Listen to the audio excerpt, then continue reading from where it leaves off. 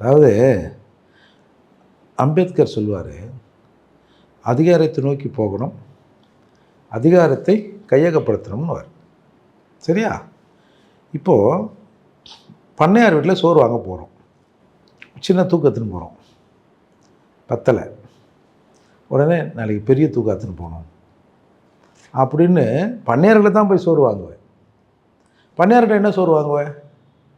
பண்ணையார் என்னென்ன வகையெல்லாம் சாப்பிட்றாரோ அதையெல்லாம் ஒன்று கொடுப்பாரு. எது எக்ஸஸாக இருக்குதோ, எது மிச்சம் மீறுதோ, ஸோ எது நல்லா இல்லையோ, எது சுமாராக இருக்குதோ அதை தானே உங்கள்கிட்ட கொடுப்பாரு. அதை சின்ன தூக்கில் வாங்கினா பெரிய தூக்கில் வாங்கினான்னா அவர் கொடுக்குறது தானே. திமுக கூட்டணி இருந்து கொண்டு சின்ன தூக்கு எடுத்து போனோன்னா பெரிய தூக்கு எடுத்து போனான்னா, சின்ன தூக்கு எடுத்து போனால் ஒரு 4 கை சோறு இருக்கும், பெரிய தூக்கு எடுத்து போனால் ஒரு 6 கை சோறு இருக்கும். அந்த சோறு தரமான சோறாக இருக்குமா? உன் வீட்டில் நீயா சமைச்சினா நீ விரும்பியதை சாப்பிட்லாம், அந்த உணவின் ருசியை அறியலாம், உனக்கு வேண்டியதை நீ சாப்பிட்டுக்கலாம். நான் ருசியாக வேணும், நான் நினச்சதை சாப்பிட்ணும் அப்படின்னு பண்ணையார் வீட்டில் போய் கேட்டிங்கன்னா பண்ணையார் கொடுக்குறதானே கொடுப்பாரு. அப்போது புரட்சியாளர் அம்பேத்கர் சொல்வது போல் ஆட்சி அதிகாரத்தை நோக்கி நீ நகரணும், அதை கைப்பற்றணும். இப்போ தமிழ்நாட்டில் 44 ரிசர்வ் தொகுதி இருக்குது. ஒவ்வொரு முறையும் 44 பேர் சட்டமன்றத்துக்கு போகிறான்.